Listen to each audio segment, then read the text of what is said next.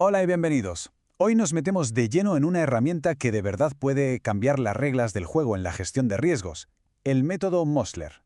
Vamos a dejar de lado las suposiciones para ver cómo este método transforma la pura intuición en una decisión estratégica que además se puede medir. A ver, esta es la pregunta del millón. ¿Qué pasa cuando no tenemos datos perfectos? En un entorno súper incierto, sin un histórico claro, ¿qué hacemos? ¿Nos fiamos de la intuición, del yo creo que, o buscamos algo más sólido? Bueno, pues el método Mosler es justo eso, una especie de mapa para poder navegar en medio de toda esa niebla. Vale, ¿cuál es nuestro recorrido de hoy? Va a ser rápido. Primero, vamos a desmontar un mito. Después, nos metemos con los 6 criterios clave del método. Veremos cómo se calcula todo esto para sacar conclusiones estratégicas. Lo aplicaremos a un caso práctico y terminaremos con lo que es lo más importante, cómo esto va más de diálogo que de números. Venga, empezamos. Mucha gente, cuando oye hablar del método Mosler, piensa en una simple plantilla, algo que hay que rellenar y ya está, un trámite más. Pero, eso es quedarse muy en la superficie. El poder real de este método está en que nos obliga literalmente a mirar un riesgo desde todos los ángulos imaginables. Y es que la diferencia es brutal. Pensemos en una matriz de riesgo típica, la de toda la vida. Es bidimensional. Probabilidad por impacto, una foto en blanco y negro. En cambio, el método Mosler es como pasar al 3D y a todo color. Analiza 6 dimensiones distintas, 6 facetas que nos dan una visión completísima, mucho más estratégica. Vale, vamos al meollo de la cuestión, al núcleo del método. Todo se basa en 6 criterios, que en el fondo son 6 preguntas fundamentales. Y lo más potente de esto es que da igual el tipo de riesgo, sirve para todo. Un ciberataque, un fallo en la cadena de suministro, una crisis de reputación, lo que sea. El primer criterio. Función.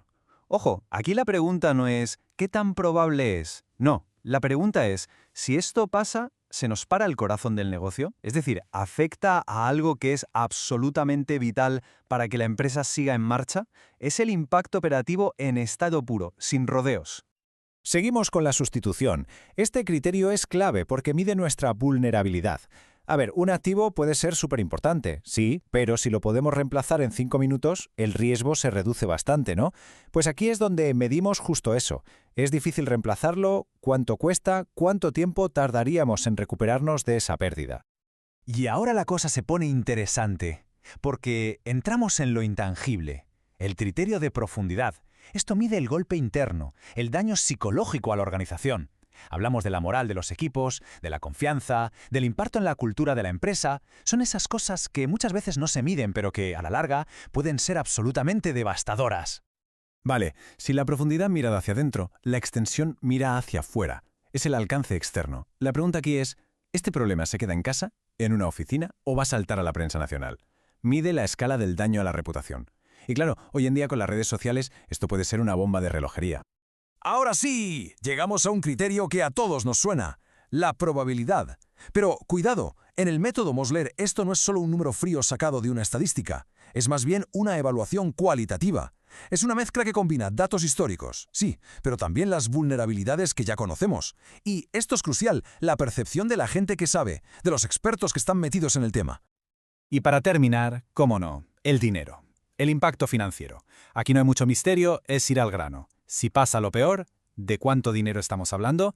¿Cuál es el coste? Es una estimación de la pérdida económica, sin más. Muy bien, ya tenemos los 6 criterios puntuados. ¿Y ahora qué? Pues ahora viene la magia del método, combinarlos.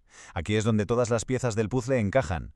Con unas fórmulas bastante sencillas, convertimos esas valoraciones en indicadores súper potentes que nos señalan como un láser dónde tenemos que poner el foco. Este es, digamos, el motor del sistema. No hace falta volverse loco memorizando las fórmulas, para nada. Lo importante es pillar la lógica que hay detrás. El método va agrupando los criterios para darnos una visión mucho más rica, midiendo todo, desde la vulnerabilidad de las operaciones hasta el coste más probable. Y al final nos da una puntuación que lo resume todo. El primer gran indicador es la magnitud. Esto nos da una idea de la gravedad total del riesgo, pero, y esto es importante, sin meter todavía el factor dinero. Es un indicador puro de cómo de disruptivo puede ser algo. El impacto en la estructura, en la cultura, en la imagen de la empresa, todo eso junto. Y por fin llegamos al resultado final, la evolución del riesgo, OER. Este es el número clave, el número que lo condensa todo. Y su gran poder es que nos permite comparar peras con manzanas. O sea, podemos poner un riesgo de ciberseguridad al lado de uno de la cadena de suministro y gracias a este número saber cuál es más prioritario de una forma totalmente objetiva. Vale, mucha teoría, ¿no? Vamos a dejarla a un lado un momento y a mancharnos las manos.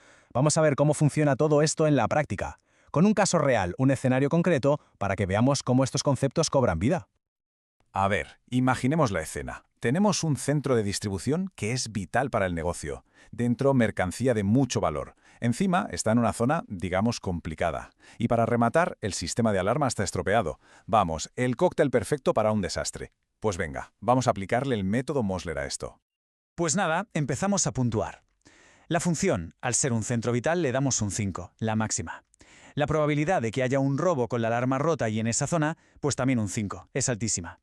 La sustitución de la mercancía y el impacto interno, la profundidad también son muy altos, les ponemos un 4. Y ahora dejamos que el método haga sus cálculos. Y boom, el resultado final, 900. Y ojo, este 900 no es una opinión, no es un me parece que. Es el resultado de un análisis súper estructurado, que básicamente nos está gritando a la cara que la situación es crítica y que hay que hacer algo, pero ya.